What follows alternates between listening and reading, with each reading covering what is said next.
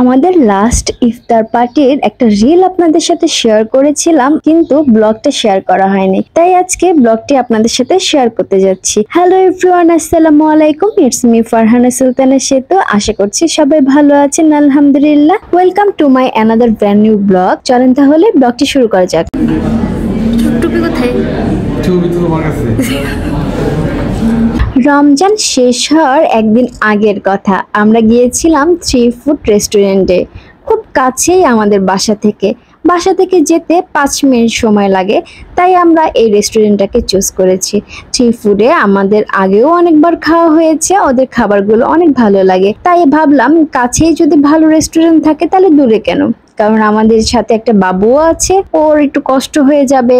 আব্বু আম্মু আছে সাথে, দূরে কোথাও যেতে চাবে না, কিন্তু একসাথে তো একটু ইফতার বাহিরে করতেই পারি আমরা, তাই আমরা নিয়ারেস্ট এই রেস্টুরেন্টটা চুজ করেছি আমাদের লাস্ট ইফতার পার্টির জন্য। বাই দ্য ওয়ে, আব্বু আম্মু কিন্তু আমাদের এই ট্রিটটা দিয়েছিল। পরিবারের সবাই মিলে আমরা আজকে ইফতার করব। দেখতেই পাচ্ছেন ইফতারের অনেক আগে থেকেই আমাদেরকে রুয়াবজা সার্ভ করে দিয়েছে। রুয়াবজা দেখেই গলাটা শুকিয়ে যাচ্ছে বারবার। তারপর আমাদের প্ল্যাটার গুলো চলে আসলো। আমরা কিন্তু রাইস আইটেম নিয়েছিলাম, এক একজনেরটা এক এক রকম, কেউ নিয়েছে বিফ, কেউ নিয়েছে চিকেন, এরকম আর কি। ওদের অনেকগুলো প্যাকেজ ছিল, আমরা প্যাকেজের মধ্যে থেকে রাইস আইটেম গুলোকে সিলেক্ট করেছি, কারণ ভাজা পোড়া খেতে খেতে আর ভালো লাগছিল না। ভাবছিলাম যে একটু রাইস আইটেম হলে ভালো হতো, তাই পেয়েও গেলাম মন মতো খাবার।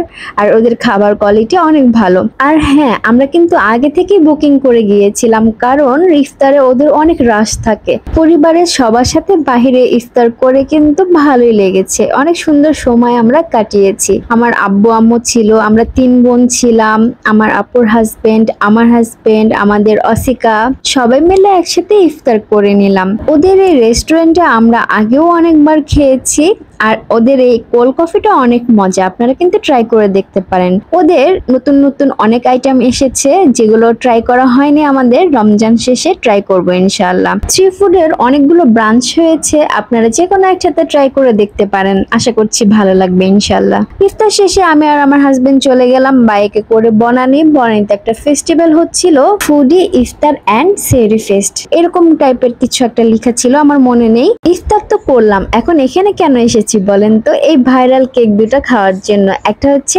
ডার্ক ডেজায়ার আর একটা হচ্ছে গোল্ডেন ডিলাইট। যাই হোক, এই ভাইরাল কেকটা অনলাইনে এত রিভিউ দেখেছি যে আমি অনেকদিন ধরে ওকে বলছিলাম আমি এটা খেতে চাই। আজকেই যে খাওয়াবে ওটা আমি বুঝতে পারিনি। ওর তরফ থেকে আমার জন্য সারপ্রাইজ। আসলে আমি সারপ্রাইজড হয়েছি, কারণ এই কেকটার এত রিভিউ দেখেছি, গোল্ডেন ডিলাইট এই কেকটারই বেশি রিভিউ আমি দেখেছি, আর এটাই আমি ট্রাই করছি। এত ফালতু খেতে, এত মিষ্টি, না মনে হচ্ছিল আইসক্রিম, না মনে হচ্ছিল কেক। যাই হোক, এভাবে বলাটা ঠিক না, আপনাদের কারো ভালোও লাগতে পারে, আমাদের কাছে ভালো লাগেনি, অনেক মিষ্টি ছিল, মাথা ঘুরছিল। যাই হোক, আমার ব্লগটি কেমন লেগেছে অবশ্যই জানাবেন। সবাই ভালো থাকবেন, সুস্থ থাকবেন, আল্লাহ হাফেজ।